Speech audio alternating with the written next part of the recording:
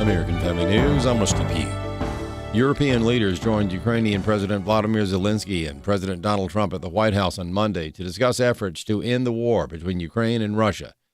Texas Senator Ted Cruz says he expects peace soon, citing the president's Peace Through Strength agenda. Putin and all of our enemies are afraid of the president of the United States. That is a good thing.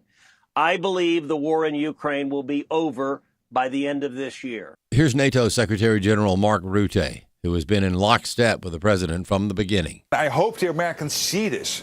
Probably one of his biggest foreign policy successes of his president, of Trump 47, is that during the NATO summit, we committed collectively to this 5% spending, including 3.5% on the core defense spending. That's the same the US is spending. He always expected the Europeans to pay up, to spend more. He has been successful in doing this. So today, the conversation was a conversation among friends, among close allies who respect each other, who like each other, who know each other very well, discussing how we can bring this terrible war to an end. Secretary of State Marco Rubio lays out what happens next. I think everyone understands that some of the key elements to bringing this about is Ukraine has to feel safe moving forward. In essence, they have to believe that at the end of this war, they are in a position to never get invaded again. In any negotiation to bring about the end of a war, or any conflict for that matter, it's going to require both sides to receive, but also to give. In essence, one side's not going to get 100% here. Each side is going to have to make some concessions. And obviously land, or where you draw those lines, where the war stops, is going to be part of that conversation. And it's not easy, and maybe it's not even fair, but it's what it takes in order to bring about an end to a war. The only wars that don't end that way are the ones that have unconditional surrender by one side or the other, and we're not going to see that in this conflict. So obviously the issue of that will be talked about, and the president's been very clear. In the end, what those lines look like are up to Putin and up to Zelensky. An Indiana woman has been accused of making death threats against President Trump. A 50-year-old woman from Lafayette, Indiana, faces federal charges after allegedly making a series of disturbing social media posts threatening to kill President Trump. Federal agents say Natalie Rose Jones even posted that she wanted to disembowel the president and had a weapon ready. The Secret Service began investigating Jones after discovering threats earlier this month. Agents say she called President Trump a terrorist and blamed him for lives lost during the COVID-19 pandemic. Investigators say Jones admitted to making the threats, but later denied having any current desire to harm him. Carmen Roberts, Fox News. And finally, a mother said she was removed from her leadership role in a Girl Scout troop after she shared concerns about the sharp increase in LGBT activism. Alexandra Bauer is a chapter chair of Moms for Liberty and a mother of three. She went on Newsmax 2, where she spoke with host Todd Starnes.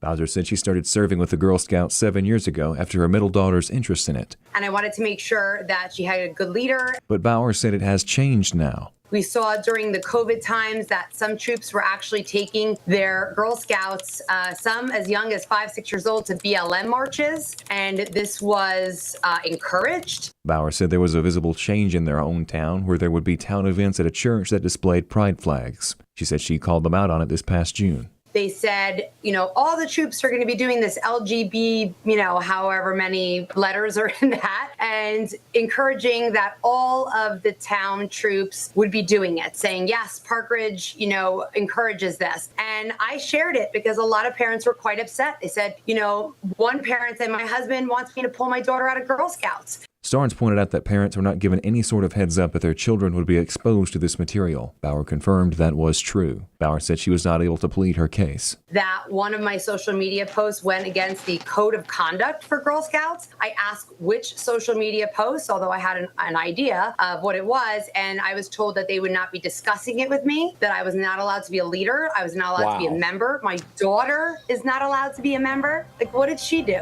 I'm Bronson Woodruff. For American Family News, I'm Rusty Pugh. God is at work, and He's calling His people to rise in truth. Truth Rising is a powerful new documentary from Focus on the Family and the Colson Center. See how ordinary Christians choose courage in a culture that needs truth. Watch Truth Rising starting September 5th and find out how you can be a part of the change and become an agent of restoration. Sign up at truthrising.com. That's truthrising.com.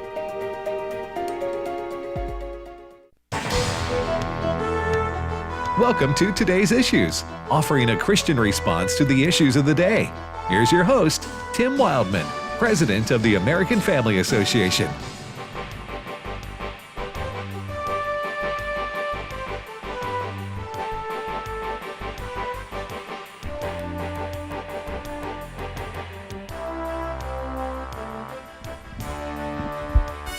Hey, good morning, everybody, and welcome to Today's Issues. That's the name of this program. Today's Issues here on this on American Family Radio on this Tuesday, August the 19th, 2025. And in studio with me is Ed Vitagliano. Good morning, Brother Ed. Good morning. And was that like Dracula, or was that He's my Putin imitation. Oh, okay. There Russian, you go. That's what I'm talking about. Russian, okay. Russian, the Eastern European, that it's all throws me. Blends it's in. A conglomerate. I think I just used that word. Dracula would be more like number 6. Yes, that's why we have you, Ed. Do your impersonations. That's right. All right, Wesley Wildman. Good morning, Wesley. Good morning. And how do you say I'm frustrated in Russian? I'm frustrated. Because Russian's very easy. I'm dealing with the new phone setup like most people do at times. And you have to convert. Yeah, so I'm your old phone to your new phone, the information. So you're doing that. They're side by side, and one's talking to the other and sending all the information. Okay, through the waves. This is new because I've always done this at the phone. Your carrier. By the way, great job. I'm frustrated in Russian. Yes. I told you, Russian's not as hard as you might think. You're transferring one phone to your new phone, the information from your contacts and all that, and all you have to do is put them side by side? Yeah, it takes a little bit. It can vary between 15 minutes and a Wait a second. hour. How come your stuff is showing up on my phone? You got this thing targeted right? All right, Fred Jackson. Good morning, Fred. Yeah, enjoying the conversation. Let's see. Fred, Brother Ray Pritchard's traveling today, right? New Jersey. He's in New Jersey. He's a Jersey. Why? He's a Jersey. Yeah, why would you do that? Jersey Stop. guy. Go back. Turn around. Well, I think he got one of those Word of Life camps, right? I think. Okay, in that case, yeah, go ahead. I think. Well, Ray travels the country teaching the Bible. I don't know what you guys do with your life, but Ray has purpose and meaning. We travel counties and play baseball. I know. Yeah, in the great scheme of things, where's that going to leave you? That's right. Yeah. All right, so Ray's out traveling about the country. A lot to talk about today. Thank you for joining us again, Tim, Ed, Wesley, and now Fred Jackson. Fred, what's the lead story right now? Well, the lead story, there's that saying, a picture is worth 1,000 words. Mm-hmm. And yesterday, at least Fox News gave live coverage to a lot of the meetings that President Trump had with the European leaders. And I say picture because there is one image that was taken of this. President Trump sitting behind a desk, and he has these world leaders in a semicircle around him. Kind of a Godfather type thing. Mm-hmm. And he is, for that moment, the leader of the free world, I guess. But this was all a follow-up to the meeting, the Putin summit in Alaska on Friday. We are told that when that meeting was finished on Friday afternoon, President Trump got aboard Air Force One, and even before it took off, he was phoning all of these leaders, Germany, UK, France, Italy, Finland, several others, and saying, hey, I'd like you to be in Washington, D.C. on Monday morning. And they all agreed, and they showed up, along with Volodymyr Zelensky, the head of the Ukrainian government, and they had a meeting yesterday as to how to move forward. And we are told in the midst of meeting with these Western leaders and the leader of Ukraine, President Trump a couple of times, I think, stepped out and called Vladimir Putin. This is where we are. This is what we're saying, and talked about the possibility of getting Zelensky and Putin together to perhaps bring about a peace in this war. Anyway, this morning, President Trump was on Fox and Friends. Lawrence Jones, who is one of the hosts there, asked the president how he arranged this meeting so fast. And this is what he had to say, cut number 2. Well, Mr. President, the whole world was watching yesterday as you got leaders from the European Union, NATO, as well, from all over the world. How did you get them to Washington, to the Oval Office, so fast? Well, I think really they have respect for our country again. A year ago, they wouldn't have come. They wouldn't have even thought about it. Now, we've become the hottest country anywhere in the world. Everybody wants to be here. When I made the call, they came. And they said there's really never been anything like it. You know, you'd have one president or one prime minister, but there's never been, such a group.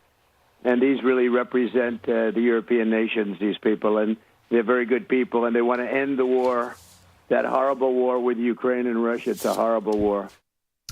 And the image is important. And one of the military analysts that Fox uses very often, retired General Jack Keane, says this summit, the images of this meeting yesterday in Washington, he says, no issue about this. This was directed also at Putin, seeing this allied force come together. Cut number 5. He already knows that he's internationally isolated by invading Ukraine. He already knows that there's sanctions imposed on him from the European nations and from the United States.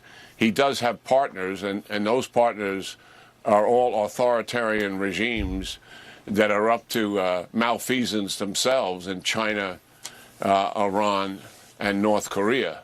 So certainly he got the message, that there is unity here, that there is a not only they're coming together, but the way they come together and the way they talk to each other, you can feel the commitment and the resolve in moving towards peace.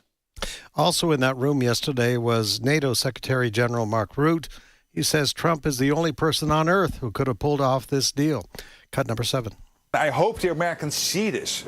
Probably one of his biggest foreign policy successes of his president, of Trump 47, is that during the NATO summit, we committed collectively to this 5% spending, including 3.5% on the core defense spending. That's the same the US is spending. He always said that he supported NATO, but he also expected the Europeans to pay up, to spend more. He has been successful in doing this. So today, the conversation was a conversation among friends, among close allies who respect each other, who like each other, who know each other very well, discussing how we can bring this terrible war to an end.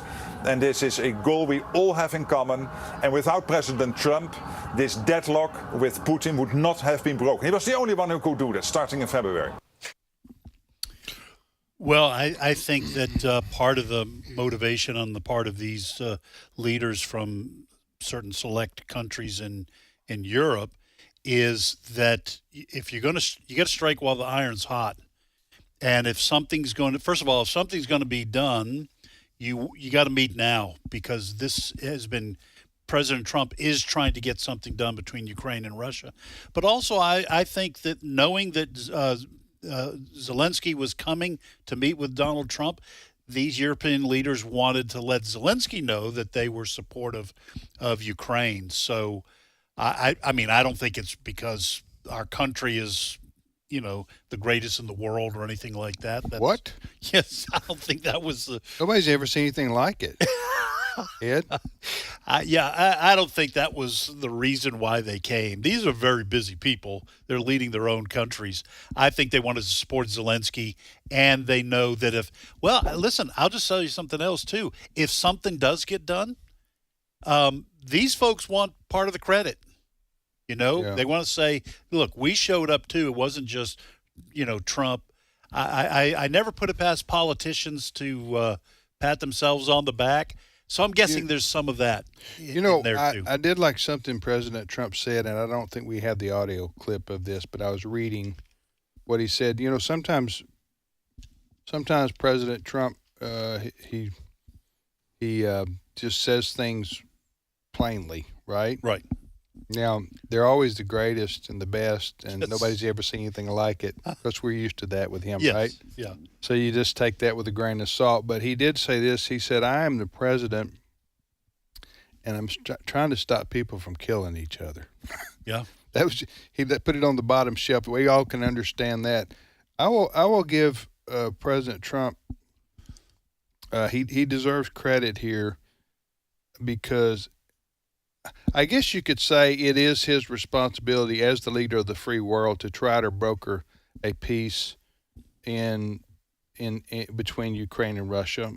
The Ukrainians and the Russians both, have been friends of America. I mean, we've had our differences, especially with Russia, over the decades. Yes, but I mean, there's been some times of friendly relationships with the Russians, but I'm just saying, President Trump could say, they say it's not my problem, and I don't. So I'm not gonna spend a lot of time, energy, and effort trying to resolve something that's not my problem. It's not our problem as the United States. He could take that approach, is what I'm saying. Right. Now did President Trump not to put American troops on the ground? Yes. He made that clear this morning. Yes. Yeah. And of course, we kind of knew that. He's never said we're going to send American troops, although he did say maybe we would supply some kind of air support for the Ukrainians. I doubt we'll do that either. But he's trying, President Trump, but Wesley is trying his best to end this war. It is, of course, we don't live it, but the Ukrainian people in particular have been living this, and the Russians too. Of course, they can't do anything about it. The Russians can't because they're under dictatorship, basically. Yeah, I'm not sure if Trump really loses much here either way, because at the end of the day, he has exhausted all that he can do, and he's still going. And at the moment, just 2 weeks ago, we thought that I was saying on radio 2 weeks ago, he needs to just drop it, move on. And I still feel like that in some ways until you have a meeting like this, and you're like, well, yeah, maybe he can pull it off again. So I don't think he loses much. I do know though that this he meaning Trump also can't do this forever. So You mean keep trying to broker a peace deal? Yeah, while we also have our own issues at home, home meaning United States of America. So I don't know. I'm happy to. I think his motives are clear, and I think his intentions are right, and I think he's also not doing it for free. He's asking for stuff in exchange too. So while also keeping at the forefront of his point, and that is, like you said, plain speak. And that's to end an endless war, at least in the minds of us, the American people. Like, this shouldn't have happened. Like you mentioned that yesterday on the radio. I was listening to these issues. Yeah. It was Ed sharing his heart? It was sharing his heart. Sharing. It was either yesterday. It had been yesterday Monday. But that you essentially, if you want to go stay on that bottom shelf, you have a bad guy attacking another country. Now, again, we know Ukraine has its own issues, but they were living their lives before they were attacked. So yeah. It's you're welcome for all that, guys. I'm gonna go get some popcorn real quick. I'll be back. It's quite an analysis, right? Good radio voice, no though. doubt. You're welcome. All right, so we will see what happens. But it was a big meeting yesterday. A lot of European leaders there, as you say, Fred. And President Trump is trying to do his best to bring an end to this war. Vladimir Putin has basically. He's basically, how would you say, he's rejected any idea so far of ending the war short of getting what he wants. Absolutely, which is, I don't know if he would like to take over the whole Ukraine, but at least it looks like to me he's going to want a quarter of the Ukraine. I'm talking about geographically. So, but I don't know. He may say no to that because he hasn't agreed to that yet. It doesn't sound like to me. I don't think he's going to give up the areas that they've taken. They started this in 2014. They took Crimea. Yes. And it seems clear to me that they being the Russians. The Russians. It seems clear to me that Putin has had his eye on certain parts of Ukraine. They would, give him, a port right there on the on the the Black Sea, and that mineral-rich area of Ukraine, as well as part of the breadbasket of Ukraine where they produce so much wheat. And they've lost 1 million in terms of deaths and casualties, injuries. Yeah. He's not giving that back. I don't think it doesn't appear to me like Putin. Now he did meet with President Trump. He did physically meet with President Trump, but I don't think he much cares what America does if America's not going to use their military might against him. Yeah, that's why. Obviously, we're talking about Trump meeting and us being the United States. What are other countries doing to try to end this war? Well, these European countries, they're trying to exert their influence as much as they can. But the sanctions that have been put against Russia, I mean, they've been in place for 2-3 years now. So and some of the sanctions have been in place since he invaded Crimea.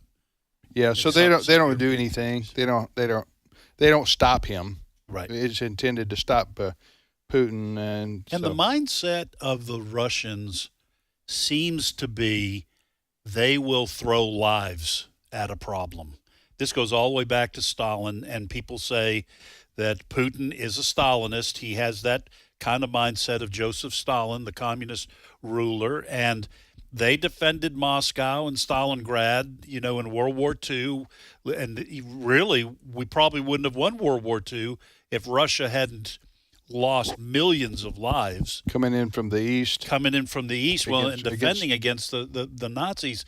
So I don't think Putin cares that they have 1 million casualties. No. Because that's just the mindset of the Russians. Go, guess what? We've got more. Well, they've even got mercenaries coming over from North Korea.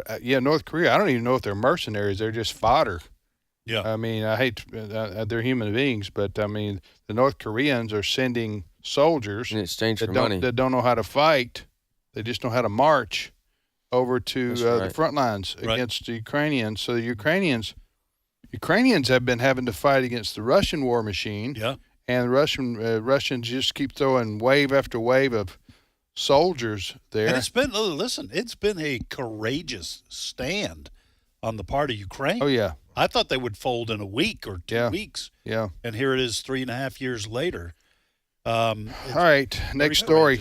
There's just one more aspect to this. A lot of people were waiting to see the relationship between Trump and Zelensky yesterday. In the wake of what happened in February, they had the verbal Donnybrook on live television to the world. Right.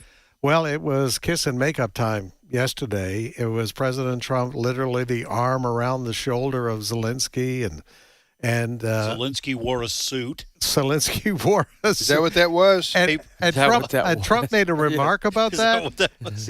I think he had a T-shirt under a suit or something. Black on black on black. Yeah. Right? Like, as an Italian, I liked it. Big Johnny Cash fan? You think? It was good. I liked and it. Tim, you sent out a story on the most popular word coming out of Zelensky's mouth yesterday was thank you, thank you, thank you. He was groveling, pretty much. Yes. I mean, he was sucking up to Trump. Yeah. All right. Is that plain speak right there? I think he was probably told you can't go into someone else's house and act that way. You've got to be respectful. Mm-hmm. Oh, he was respectful. He was like, thank you. But the February thing, that was just atrocious behavior. That was like you're sitting watching this. This is live TV. Talking about February? Yeah, in the Oval Office, and there's a verbal Donnybrook broke up. You remember J.D. Vance was in on it? It was, oh, man. On a more serious note, if I can be that way for just a moment here. Yeah. Zelensky, how do you pronounce his first name? Volodymyr. Huh? Volodymyr. Okay. I just think we should avoid that. Okay. Zelensky. I will. That's why I asked Fred to do it. Okay. On a more serious note, and I'm not going to I know a lot of people, especially a lot of people who are conservatives would say Zelensky and the Ukraine are corrupt. Okay, I'm not going to argue that point right now. Right. Okay, I'm just going to say this because I don't know all the ins and outs of that situation. I would just say this: if you're Zelensky, okay, He has been the leader of a country at war now for how long? 3.5, right? Yeah. February of 2022. Okay. And I have to give on a human level, I have to give the guy admiration. Right. For being able to hold up against and lead a country. Basically, they don't have a lot of people in their army. They basically recruited the men of their country to fight back against the Russian war machine. And they've been brutally attacked. I don't know, can you be attacked any other way, but the Russians have been kidnapping their children and taking them to Russia. You read this story? Yeah. We talked about it yesterday. So I'm saying to you, when you're Zelensky and you go meet with somebody like President Trump, you're in tears. You're going, we are fighting the very best we can with limited resources, and I'm begging you to help me in the name of freedom. Yeah. In the name of saving my countrymen's and our children's lives from this assault by Russia. You see what I'm saying? Yeah. And so I just have admiration for him as a person. I know that some people say I don't know. Do you know if he's corrupt or not? I don't. And tell me what world leader isn't. Huh? Well, no, I don't know all, like you said, all the ins and outs of that. There have been, listen, the guy, people talk about him, they say, look, he's just a former actor and dancer and that kind of stuff. And I go, well, that makes it even more impressive. Well, so is Trump. Trump's a TV star and a businessman. And Ronald Reagan was a famous. Yeah, so what do you say? What does that mean? No, what I'm saying is he wasn't a politician from age 18. So he becomes elected perhaps because he was well known as someone who was on television. But the fact that he has done what he has done to try to rally for 3 years, his people for over 3.5 years, makes it only more impressive, like you're saying. And he does have his hand out. He does. He has had his hand out because he doesn't have the money or resources to keep fighting against Russia, who has seemingly endless resources. So, listen, he's going to have his hand out. We've been involved in military conflicts over the last 30 years where we have almost run out of cruise missiles. These things are highly technical. They're very expensive, and you don't turn a Ford plant into a tank manufacturing plant like we did in World War II to crank out weapons. So, he's asked for weapons. He's asked because they are running out, and Europe. He's not asking for troops, right? He's always just asked for. We want to fight the war. Please give us. Yeah. We're running out of ammunition. Yeah. In a simplistic way of putting it. So, no, listen. When I say Ukraine, and I have said this on the air, Ukraine is just going to have to accept the fact that they're going to lose the territory that Russia is sitting on, because there's no way to get it back unless Europe and the United States want to go to war with a nuclear-armed Russia. Yeah, but nobody wants to. But I think it goes back to, is Putin willing to stop too? Yeah, Putin may want the whole country. Putin may say, "I want the whole country." Well, at that point, if he I don't know, pushes further, I think NATO would intervene. Yeah. I really do, and I think that's part of why Putin has met. And Trump's trying to prevent that. Yes. Trump's trying to. I think so.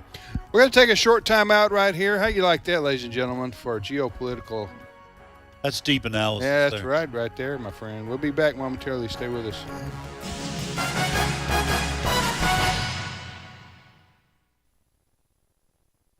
It's my turn. Here is your host for My Turn, Don Wildman. No one should be afraid to dream. No, I'm not talking about the kind that you have at night while you're sleeping. I'm talking about the kind you carry with you as you live, the visions you have. Indeed, every person should have some dreams of his own. Dreams help make life more enjoyable. Someone has stated that we should climb until our dreams come true. Of course, that is presupposing that we have dreams to climb toward. Most of us do. Those who don't should. Dreams will be as different as the people who have them. And why shouldn't they be? After all, they're personal.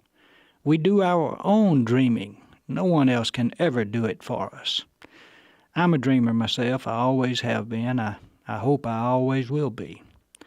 Some of my dreams seem unrealistic and impossible, but no matter how far removed they may seem, they're still possible as long as I continue to pursue them.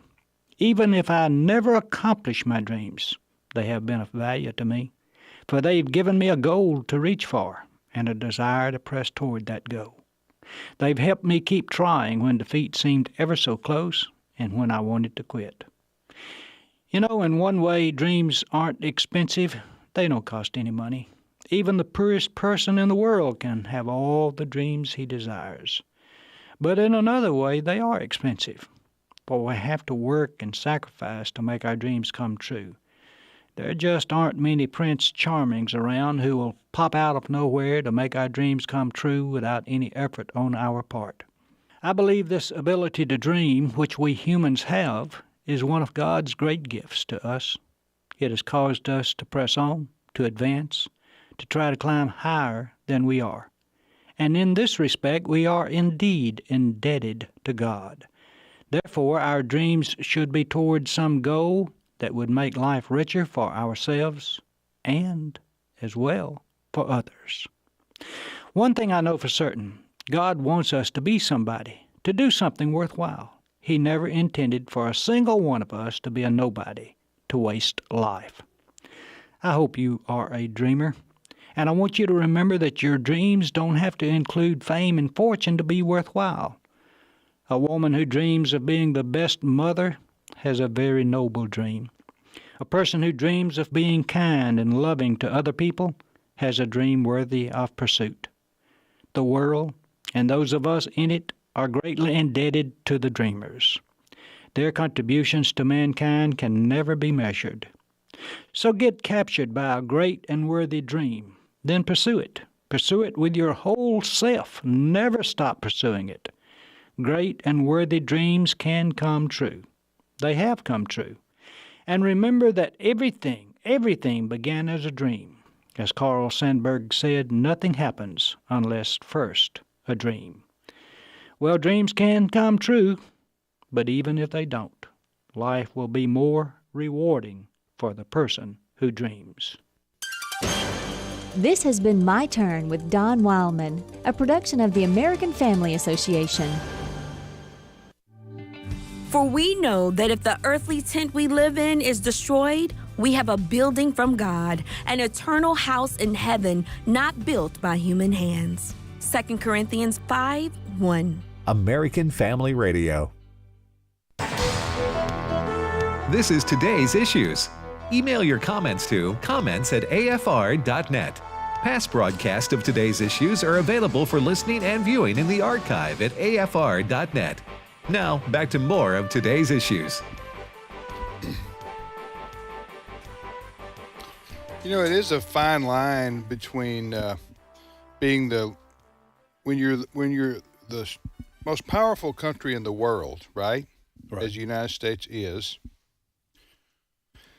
then it is a heavy responsibility to know exactly where to exert your influence. And how much of the world do you want to police? Yeah. Because if the United States of America had not been, quote, the world's policeman in other wars and other times of crisis, then we wouldn't have had a good result, potentially. Well, the fact of the matter is, most military experts believe we would not have the kind of worldwide trade we have without the U.S. Navy being able to help keep those lanes safe. Right. And to your point, if you see a conflict, whether it's in Rwanda or Nigeria or those kind of things, Somalia, and you go, well, we could stop that if we wanted to. We've got the military might to stop it. You would have endless wars. Yes. And so America has to pick and choose where it's going to get involved. I think that's the phrase that applies here is pick and choose. Yeah. Because you also can't take the view of Wesley. Of Wesley, of being a complete isolationist. I can be picked on. Go for right. it. No, I can handle it. You can't just listen. America, we're since Iraq and Afghanistan, we're just weary of Okay, weary of wars and sending our men and women around the world to be the world's policemen. So I understand the argument against that. There's been a great pullback against that, and that's been basically in the Make America Great movement. And I'll just say one last thing, and then we'll let Wesley defend himself. And we have Jenna here. If I think what we learned in Afghanistan and Iraq is you can't use the military to change people's minds or their religion or their worldview. Mm-hmm. You can't use a cruise missile to change the way someone views the world. And in places like Nigeria and Somalia, where you have these radical Islamic factions that murder people, you kill them, and their kids grow up hating the West too. So I think that is at least part of why the younger generations go, no, I don't spend 20 years in another country. I don't want to go, and I don't want to send my children to fight. When we leave, they believe the same thing and do the same thing, like in Afghanistan with the Taliban. Just let me introduce Jenna, and then Fred, you can comment. And then we still got to let Wesley defend. I got notes over here. Wesley's an isolationist, so we're going to put him over there by himself. There you go. Okay, in the corner. Okay, Jenna Ellis is with us, host of Jenna Ellis in the Morning. She joins us Tuesdays or Wednesdays usually here on American Family Radio's Today's Issues program. Jenna, good morning. Good morning. All right, let Fred comment, and then Jenna, you can jump in there, and then Wesley can have his 3 words. I do think Trump is using an element that other presidents have not used, and that is trade. Right. Like it or not, the world is connected by trade. Duly noted. I mean, the India-Pakistan uprising there just a few months ago, he stopped that by threatening tariffs. Yeah. And Trump, being a business guy, understands that. And he is using that. He is using that tool because aboard that Soviet plane that landed in Alaska last Friday were a bunch of Russian business people. Yeah. So this is all part of the game. He is using that like no other president could or did. Right. Hey, Jenna, good morning to you.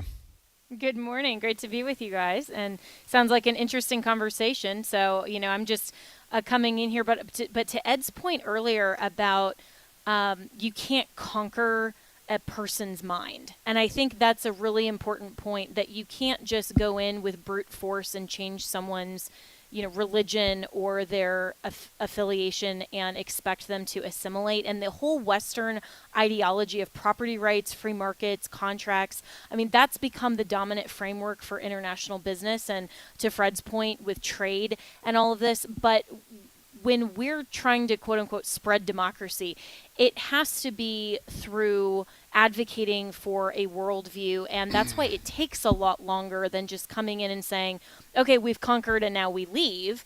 If you're truly going to spread democracy, however we define that, if that's Western culture, you have to come in and actually stay in. That was one of the biggest impacts that there was.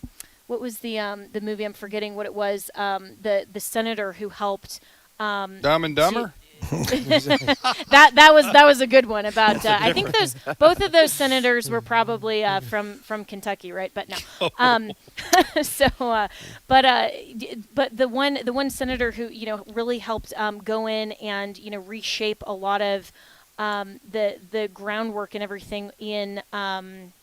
In some of these Middle Eastern countries, and this was back, I think, in the 80s. Charlie something's war. Yes. That's exactly what I'm talking about. And it was a U.S. Was it a senator, or I think I'm going to look that up. You go ahead. But yeah. So that and it's a really interesting movie, and Tom Hanks plays him. But basically, what he was saying Charlie at the end Wilson's of it, War. Charlie Wilson's War.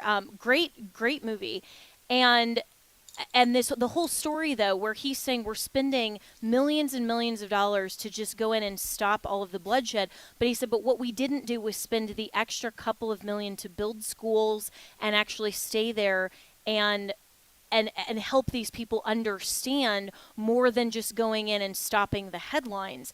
And that was his whole point through the entire spending of Congress and trying to spread democracy.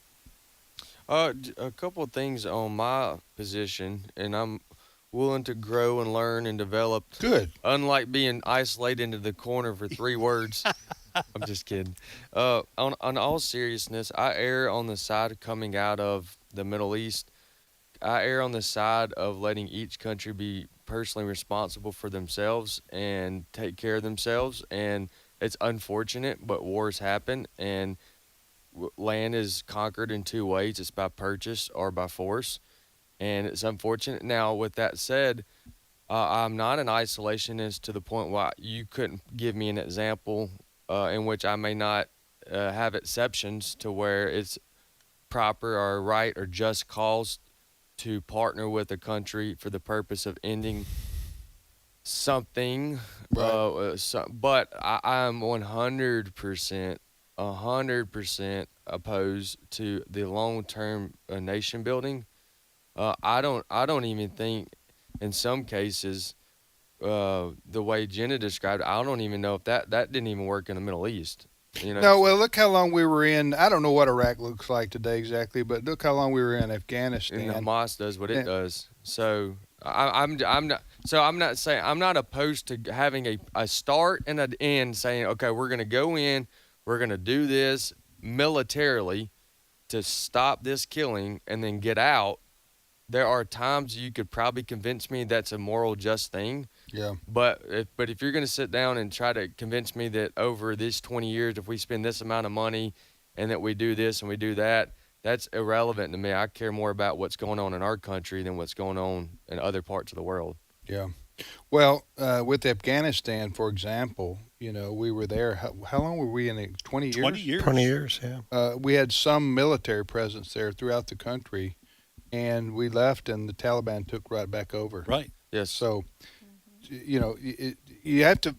What I'm saying is, I think where we're all agreeing, a president, whoever he may be, has to make a value judgment on case by case on how to exert American influence, and either economically or militarily. Go ahead. And last point for me on this is that I do like that when Trump does something to help out, even whether I disagree from a position-wise, I like the fact that we get something out of it.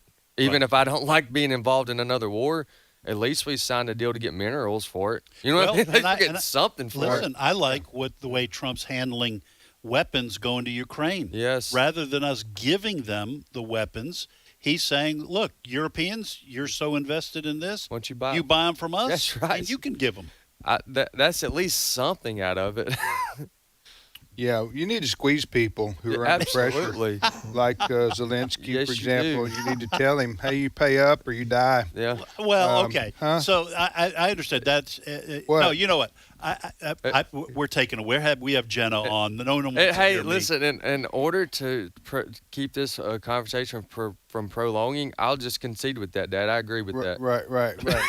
you need to pay up. Okay. Well, then now I'm going to say, okay, the Europeans are the ones who want us involved, and they've got enough money to buy the weapons that Ukraine wants, and the weapons that Ukraine wants That's are called our negotiation, weapons. Dad. Yeah, and so listen, Europe's got plenty of money. There's no reason why we have to give them away. I'm just look that you could interpret that as you clearly did, however you want, as squeezed Pay to Ukraine. play. I'm saying we squeezed Europe, and Ukraine's getting the weapons no matter what. All right.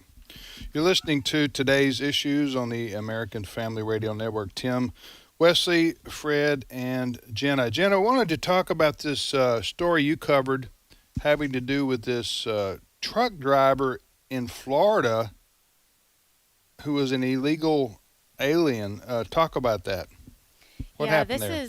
an utter tragedy coming out of my home state, but really all eyes are turning to California because this is an illegal that came into the U.S. And somehow obtained not just a driver's license, but a commercial driver's license, so CDL, out of the state of California, and then was driving on the Florida Turnpike. This was back on August 12th, and went in one of those police lanes, like it was illegal, and tried to do a U-turn basically in the middle of the freeway. And ended up causing a crash with a minivan, and 3 people lost their lives because of it.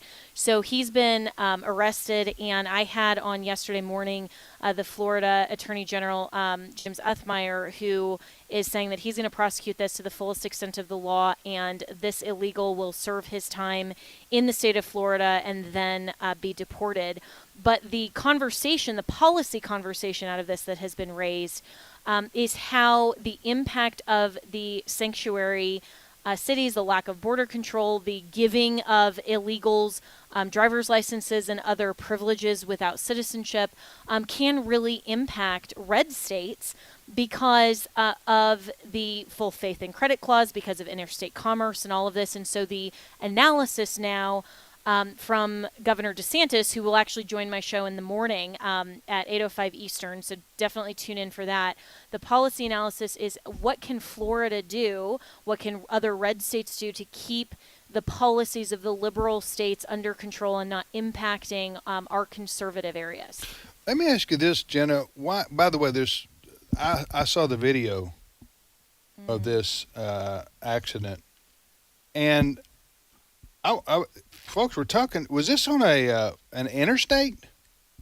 Yeah, the Florida Turnpike. And okay. So, yeah, it's an interstate. Okay, well, I was shocked that this driver that we're talking about here, he was doing a U-turn with an 18-wheeler. Yeah. On an interstate. And I thought, what an idiot. And covered the whole interstate. Yeah. Well, that's why these people, these poor souls in this van are flying down the interstate, the turnpike, wherever that is exactly, and they went under that truck, or they crashed into that truck, and we know, it was 75 plus miles. Three people died, and I'm going like, I don't know where what truck driving school you would ever go to, which would say it's okay to try to do a U-turn. It wouldn't matter if you're an illegal immigrant. You're just yes, and the other part is here. Why do these, Jenna, tell me the reasoning why they try to defend the defenseless here, I guess. Why do these blue states want people here who are in the country illegally, why do they want to give them driver's licenses? Yeah, that was actually a question that I asked the AG yesterday because my former home state of Colorado, I was actually working at one of the district attorney's offices when this whole debate happened in Colorado. And the policy rationale that some even Republicans at the time supported, because Colorado does give licenses to illegals, is that they're going to drive anyway. And so we might as well give them driver's licenses because without a license, you can't obtain insurance.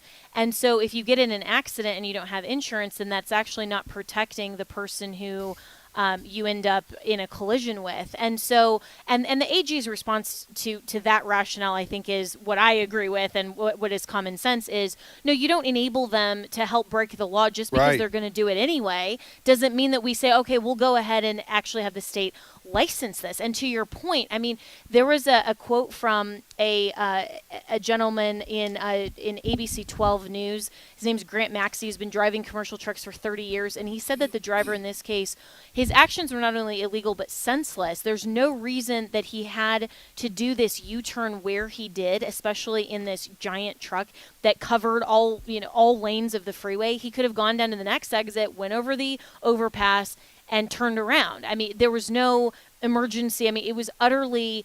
I mean, even if somebody like I don't have a commercial driver's license, but even I would know that that's stupid. That's right. Yeah. Yeah, because an 18-wheeler can accelerate. I've seen people try to use that emergency turn to make a U-turn. Well, that's a little. It's still dangerous, but at least you can when you get on the interstate, you can accelerate and get up to speed fairly quickly. You can't do that in an 18-wheeler. If you're going to try to make that move, you are going to be going slow. We all know how slow it is, how 18-wheelers are slow till they can get up to speed.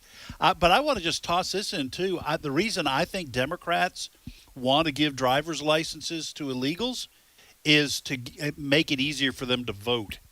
That's what I think the reason is. Now, they may cover it politically by saying what even Republicans have said. Well, they're going to drive illegally anyway, so we might as well give them driver's license so they can get insurance. I think Democrats want to let them go to the poll and vote by putting that driver's license down as an ID. Somebody once said liberalism is a mental disorder. And this is a prime example. If you're going to take the logic such that it is that we're going to give people who are here in our country illegally, issue them driver's license, then, and you're going to say, well, they're going to drive anyway. Well, then let's give teenagers beer. Let's just have a place where teenagers can safely go get beer. Yeah. Because don't give them any ideas, Tim. They're going to start having those. They're going to have, sanctuary dry, or whatever. Yeah, because you could argue, well, teenagers are going to drink anyway. Yeah. Well, the Democrat reasoning here only makes sense. It doesn't really make sense, but it only makes sense if you can plan to continue to leave the border wide open. In my mind, if everyone was following and holding the border secure, then what you say is, no, you don't give them driver's licenses, and the answer, well, they're going to drive anyway. Yeah, and when we catch them, we deport them. Right. But these Democratic states don't want to deport them. I think the Democrats want to say, when we catch illegals, we take them to register to vote. Yes, that's the next stand. Right. Fred, you wanted to add? Jenna, quick question, legal question. Could the family of these dear people who died in this, could they sue the state of California? Right.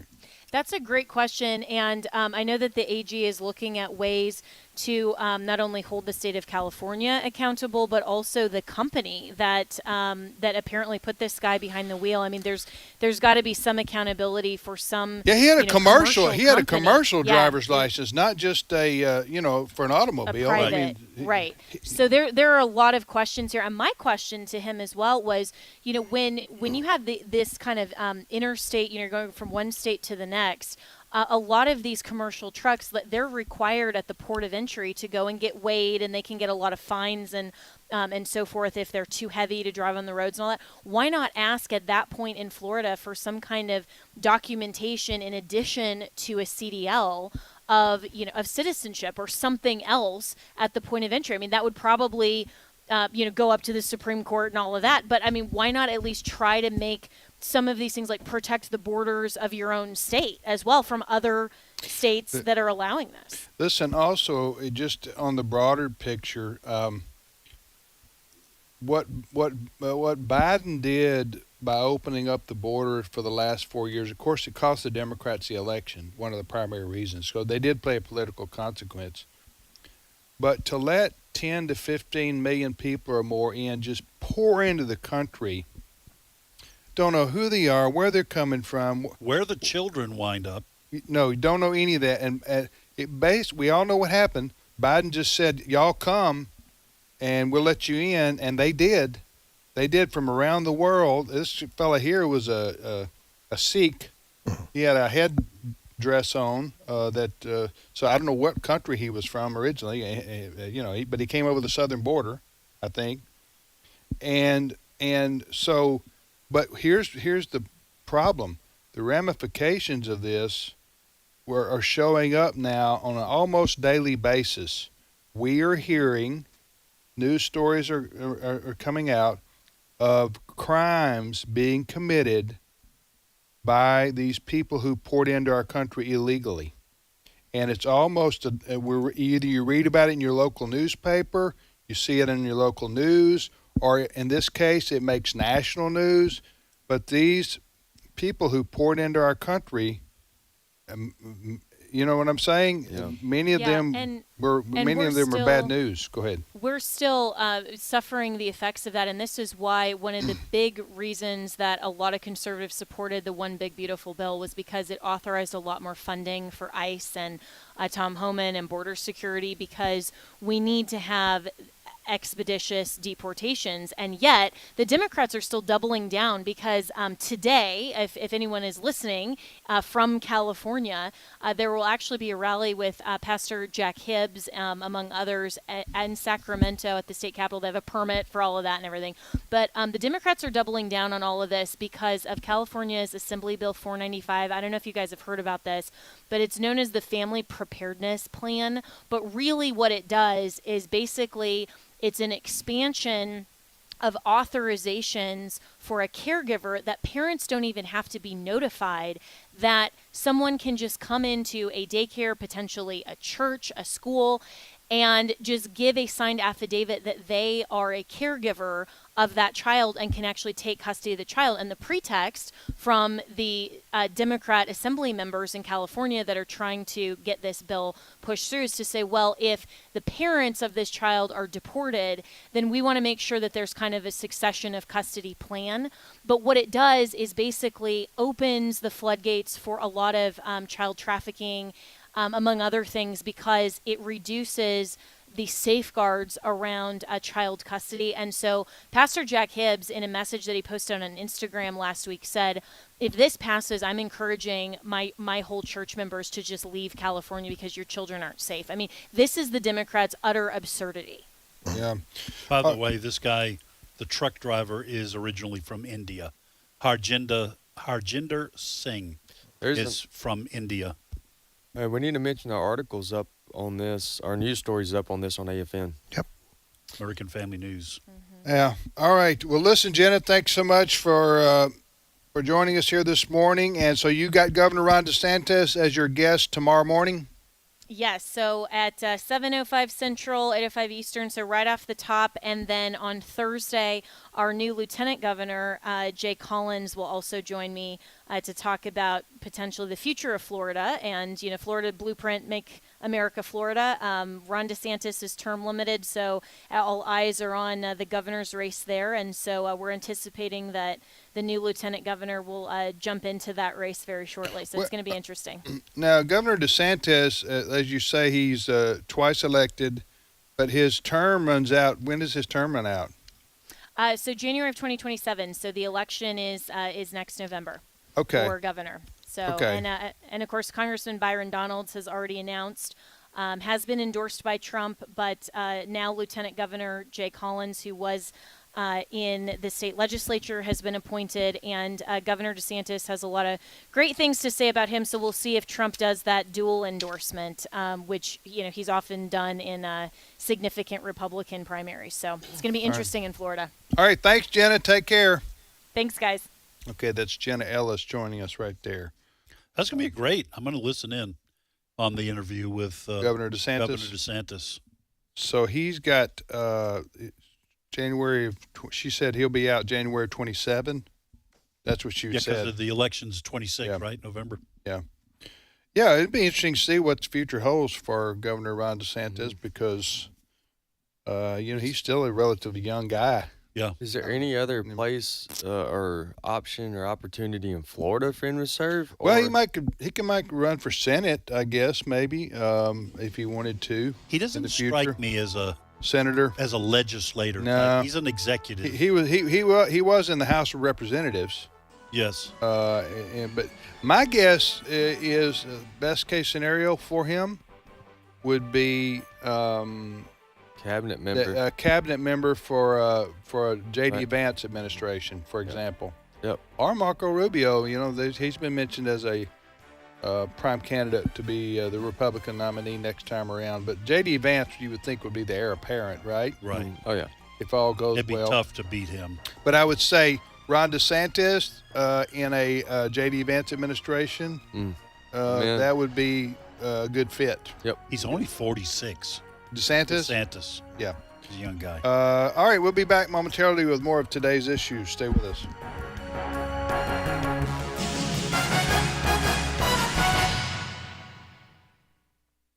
The views and opinions expressed in this broadcast may not necessarily reflect those of the American Family Association or American Family Radio. Faith, family, freedom. American Family Radio. As a federal or state employee, you have the opportunity to support the American Family Association through the combined federal campaign. By designating a monthly payroll deduction using 12037, you help AFA continue to fight for your family. So when you complete your CFC form, remember, AFA's number is 12037.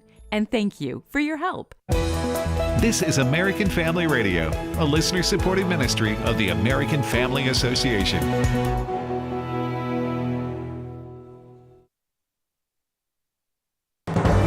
American Family News, I'm Rusty Pugh. The State Department is now revoking thousands of student visas.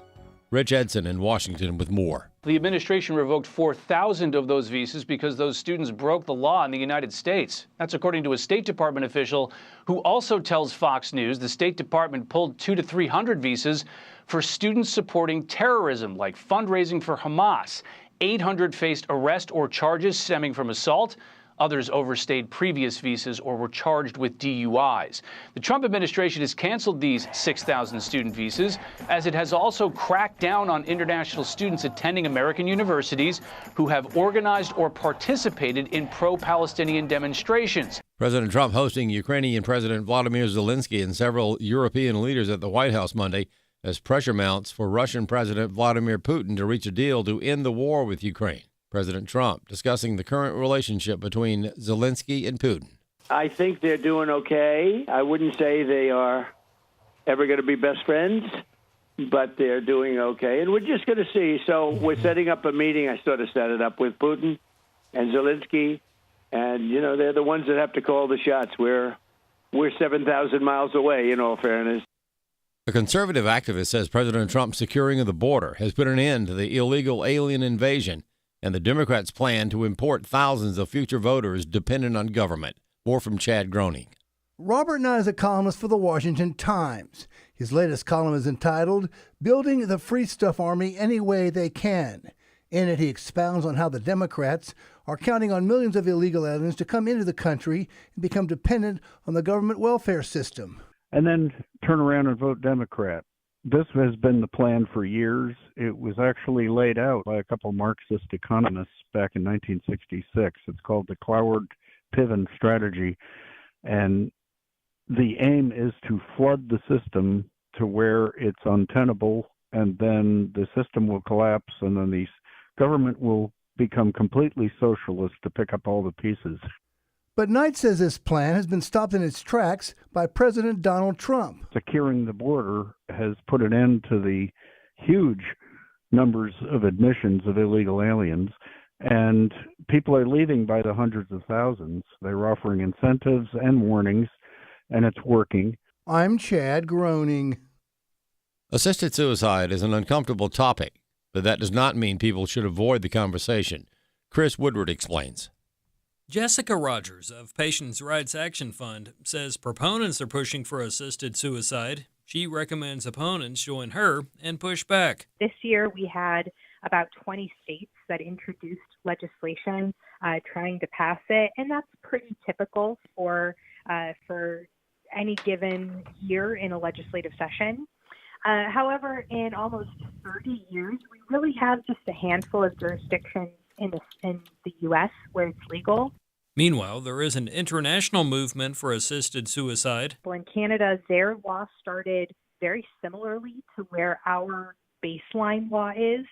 And then they did a kind of cost-benefit analysis and realized how much money the government could save if they expanded it. And so now they have a second track of euthanasia just for people with disabilities. TV and movie studios are not helping. Rogers says that popular films such as $1 Million Baby and Me Before You have romanticized what she calls the terrible notion that someone with a disability does not have a life worth living. We try to keep our website updated with the latest news and information on what's happening on this issue. All of our resources are free to download and utilize and spread. And if you want to join our mailing list, we do send out a weekly digest of the latest news so that you can really stay up to date on what's happening both in the U.S. and internationally. I'm Chris Woodward. Hurricane Erin is forecast to stay hundreds of miles offshore, but is still sending waves 20 feet or greater crashing over the dunes on North Carolina's Outer Banks. Officials have ordered evacuations of Hatteras and Ocracoke Islands, even without a hurricane warning. For American Family News, I'm Rusty Pugh.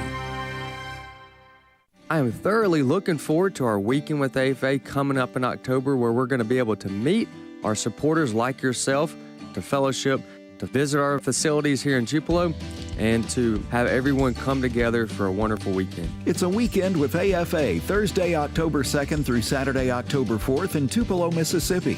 Speakers will include Abraham Hamilton III, Jenna Ellis, Tim Barton, Tim Wildman, and more. Register at afa.net/weekend. Today's Issues continues on AFR with your host, Tim Wildman, President of the American Family Association.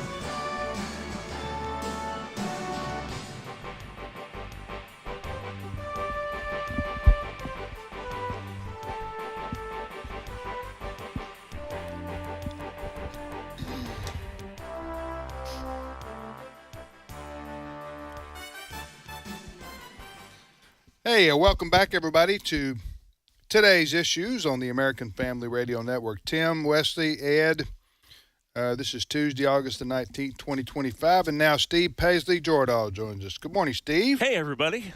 Good morning. Countdown is on.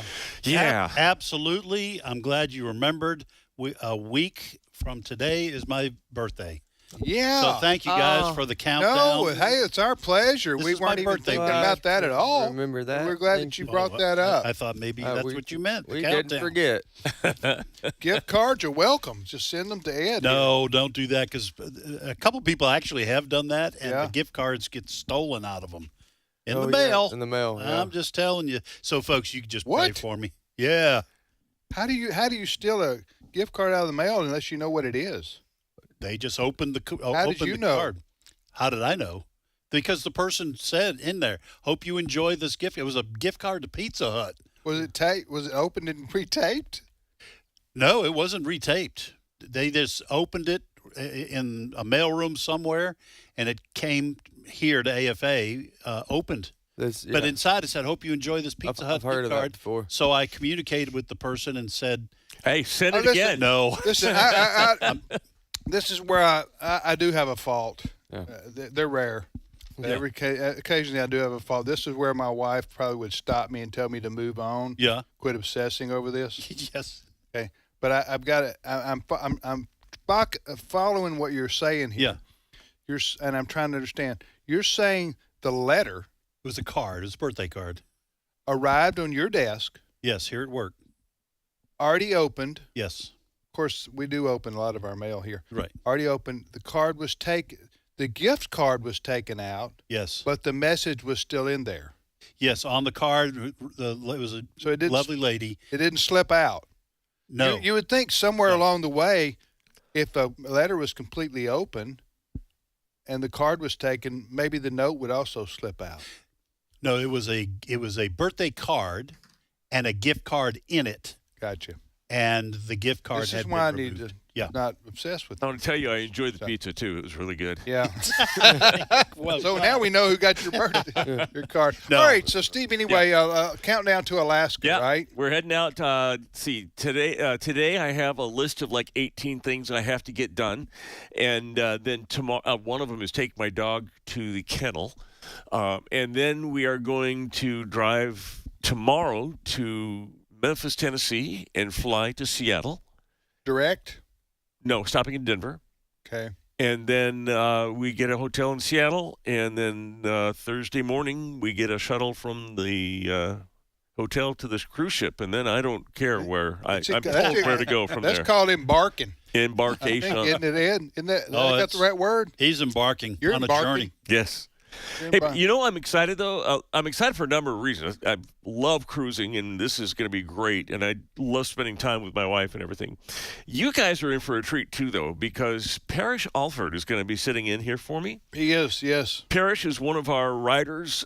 He's really in charge of turning some of the audio stories that we do here on at AFN to put them on the web. So I don't write for write for speech, like to speak. So my writing needs to be changed a little bit to appear on a page. And he'll do that. He does that. But he's a former sports writer. You guys, if you want to talk sports, he I've can go all known day Parrish long. for a long time. He talks good English too. He talks good English. He really does. Huh? So he's It's a great his first guy. language. I think you're gonna like him. His first language. So anyway, we're looking forward to it. What's your first news story, Steve? Well, Christians around the world, especially in America, and specifically evangelical Christians, are praying for our president. Not only that he's successful in what he does, but that his relationship with Jesus. We want him to be a Christian. If he's not, to become a Christian, that's the debate. Is he? Is he not? No one can tell. I don't know. He did have a little conversation this morning with Fox News, and he was talking about solving the wars that he solved, and it kind of bled into this discussion we're having right now. Let's listen to Cut 16. Just want to end it. I want to end it. We're not losing American lives. We're not losing American soldiers. We're losing Russian and Ukrainian, mostly soldiers, some people as missiles hit wrong spots or get lobbed into cities like Kiev and towns. But, if I can save 7,000 people a week from being killed, I think that's I want to try and get to heaven if possible. I'm hearing I'm not doing well. I am really at the bottom of the totem pole. But if I can get to heaven, this will be one of the reasons. Well, I think I saved a lot of lives with India, Pakistan. They were going at it. The planes were being shot down. That was going to be maybe a nuclear war if I let that go. And I did that through trade. That's terrible theology. It is bad theology, but it is what a lot of people think. I was talking with Parrish. I played him this quote before, and his take was, and I'll tell you, he said something I hadn't thought of. It's possible that he doesn't understand the difference between sanctification and salvation. May have. You think? Well, no, you joke, but hopefully that's the case, because the alternative is that he does understand and he doesn't care. No, I think we're all speculating here, right? Pretty much. I'm not. I'm thinking about what I'm going to do in a week on my birthday. Well, I think the Bible talks about only thinking about ourselves as probably one of the top issues that we have to deal with. That's going to put me down on the totem pole. At the bottom of Trump. Trump, the advantage and disadvantage that Trump has oftentimes is you don't know when he's jesting and when he's not. Yeah. So when he says I'm way down on the totem pole, that is a funny thing to say. Yes. But his theology, I don't look for him for theology. I don't think anybody here does, right? No. It would be nice if he were an evangelical Christian, but he's not. And so his theology sounds like, you get to the end of your life and you add up your goods and your negatives, and then God decides whether you thumbs up or thumbs down on that.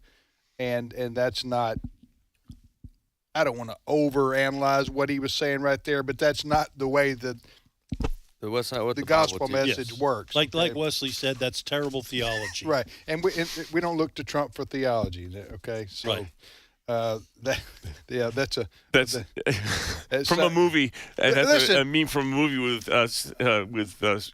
We didn't hire him to be. We didn't hire him to be pastor in chief. Right. You hired him to be. By hired him, I mean voted for him to be commander in chief of the country. Well, listen. And I think his heart's definitely in the right place here. He wants to see this war end so that innocent people stop being killed. That's the serious part of what he's trying to convey right there. The Bible does command Christians to pray for those who are in authority. So Christians, if you haven't prayed for President Trump in a while, not only pray for success in bringing peace to some of these situations, but pray for him, if he does not know the Lord, to come to a saving knowledge of Christ. That'd be a good prayer to pray. Absolutely. And that was an interesting thing. What was he saying about totem pole? He says he hears that he's at the bottom of the totem pole. When it comes, because in his totem pole, meaning if you're going to rank, it's an Indian. Yeah, if you're going to rank the colloquialism here that we use in English is if you're going to rank people, then they deserve to get into heaven. Yeah, totem poles are faces or figures that are one on top of each other. Right. At the top, right. The top being the one that you're going to choose, and then the bottom of the totem pole means he's the least likely of all. Yeah, that's at the bottom of his I have a totem pole at my house. Yes. Okay, as all of us do. It's a family tradition, and so my wife's at the top. Where's Wesley? My wife's at the top, and I'm second on the totem pole. But I mean, it's my yard. Right, right, and like everybody, my totem pole is Wesley on it. And you allowed yourself to be at the second, right? Well, in humility. I mean, I put myself second, not first. Put yourself. I put my wife above myself. And all of us, as we all do with our totem poles, is on our birthdays. No. We decorate them. And whose birthday's next? Oh yeah, that's right, mine. Mine is it's considered an Anglo totem pole. Yeah. Anglo. Have you heard of this? No, I have not.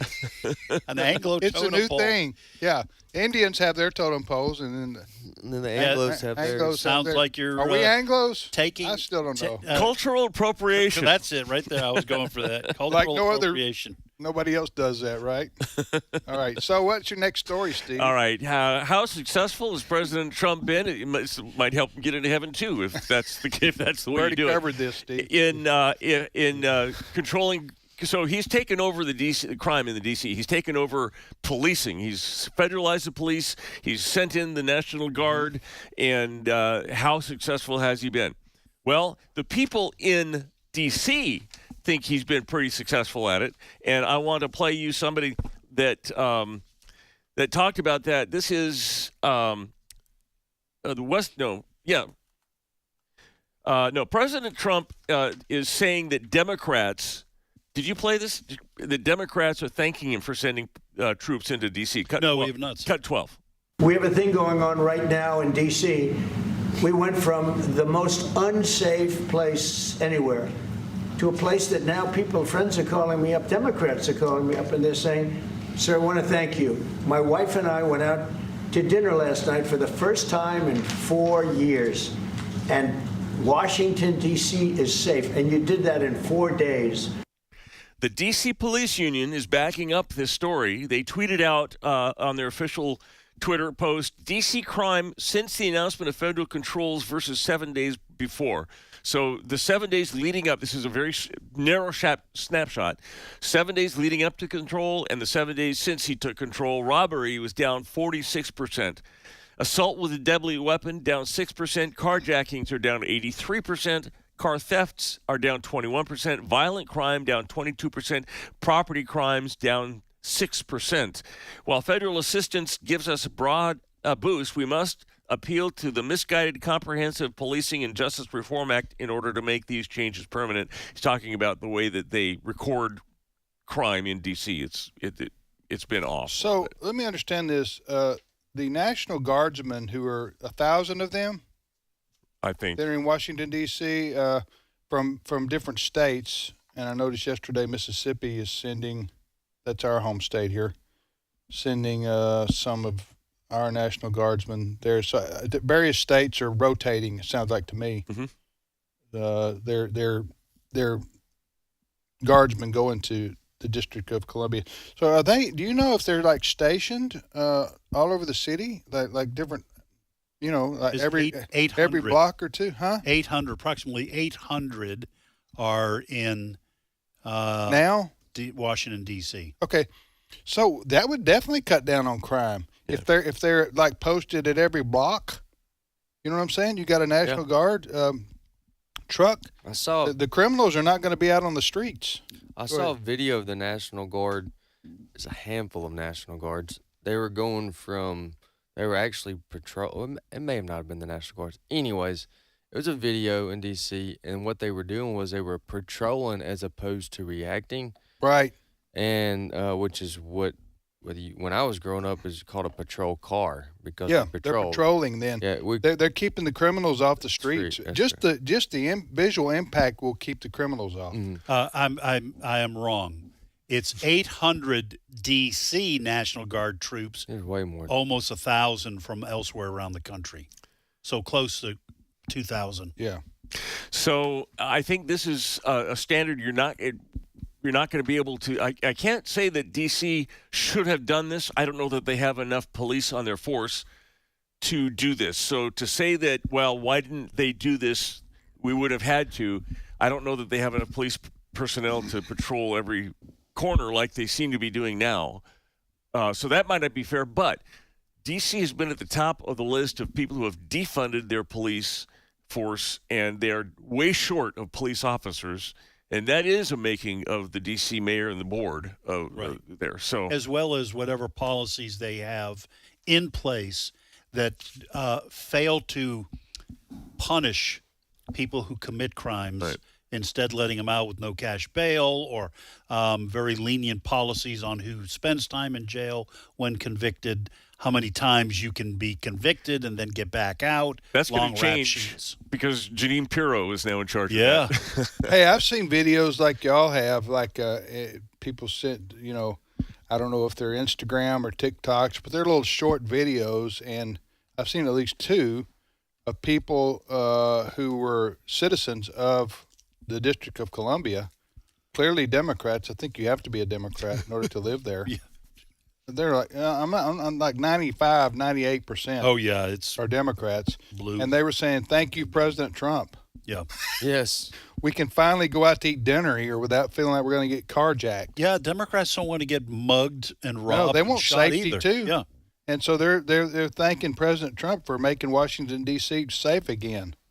So anyway. So, yeah, okay. Anyway. Yeah. Yeah, go. Next story, Steve. All right, there's a very interesting web series up. It's a company called Jubilee Media that put this up, and it's called Surrounded.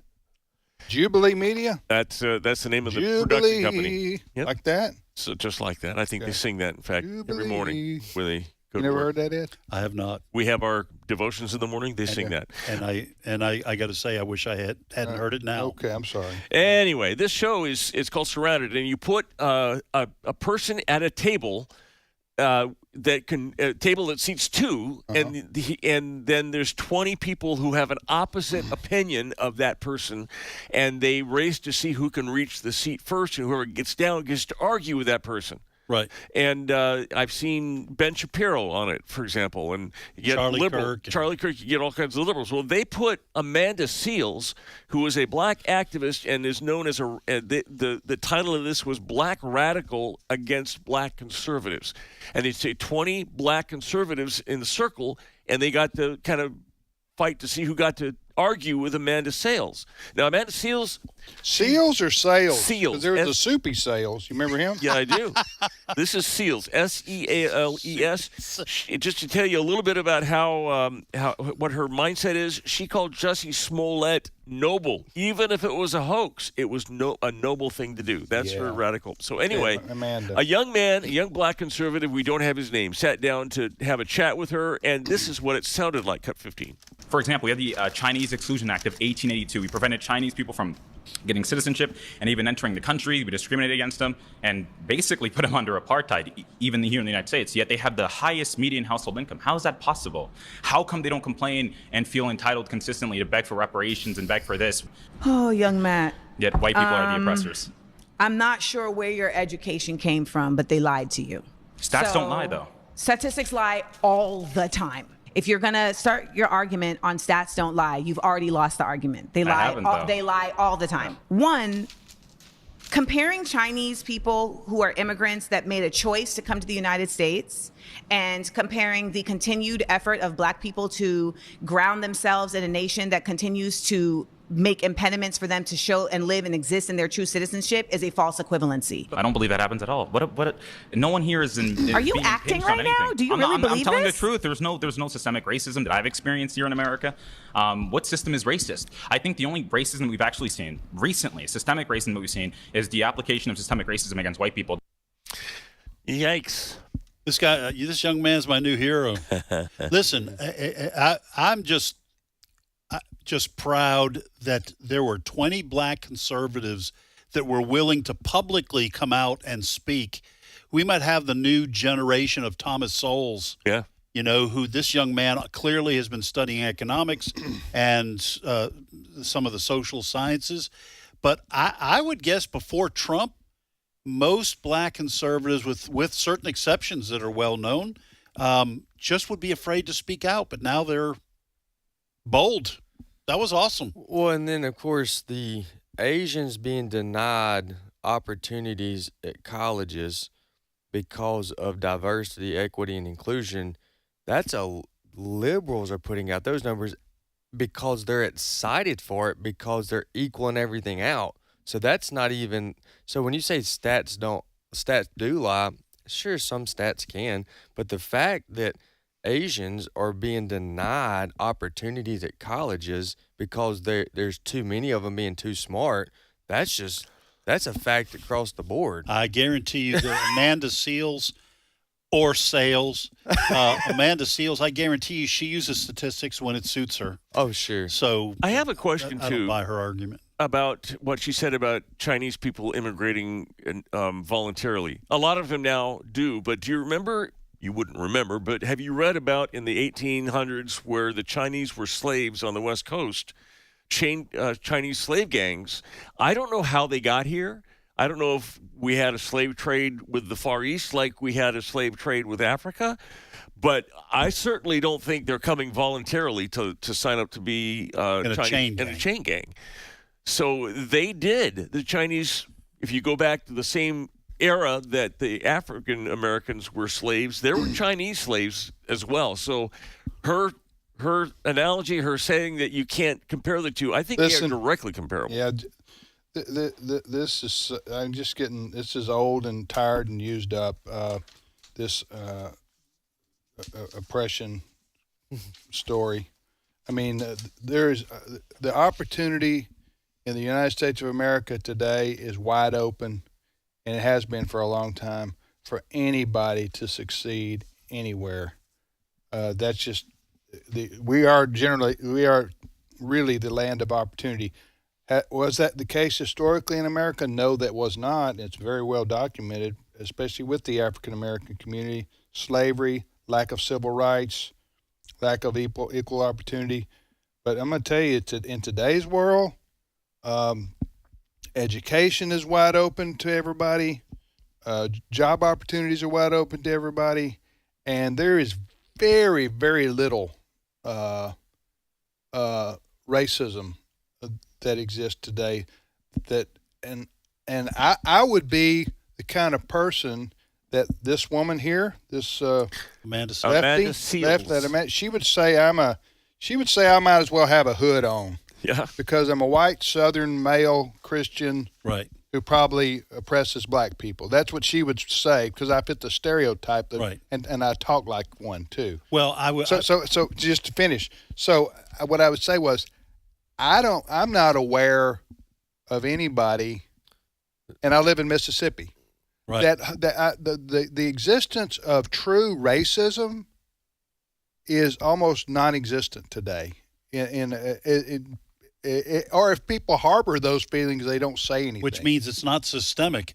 If it's systemic, you're out front with it.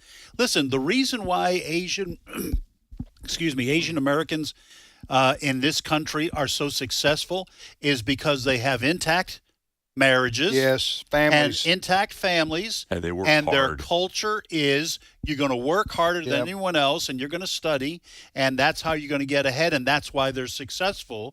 And if you don't follow those rules, which apply because this is the way God made the world, if you don't follow those kinds of rules, you're not going to succeed.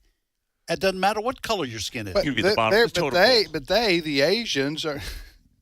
Who are here in the U.S. Are scoring higher on tests, generally speaking, than any other ethnic group, including white people. Yeah, including white people. So much for white privilege. Are you looking at me? Hey. No, I'm saying so much for white privilege. I'm a victim. I know.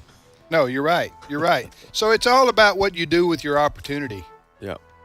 Really. And even getting an education today, if you're from, whether you're white, black, or whatever, and you have good grades, then you have opportunity to get scholarships. But if you're white, though, you can't do gene ads. Yeah, that's right. You can't do jean ads. All right, talking about blue jeans. Blue jeans. Which forgot what it was. It wasn't. It wasn't Old Navy, was it? Yeah. No. We're running out of time. You'll be here tomorrow? I will not. I'm off for a couple of weeks. You're going to embark? I am, and happy birthday, Ed. Hey, thank you. Thanks for remembering. Yeah.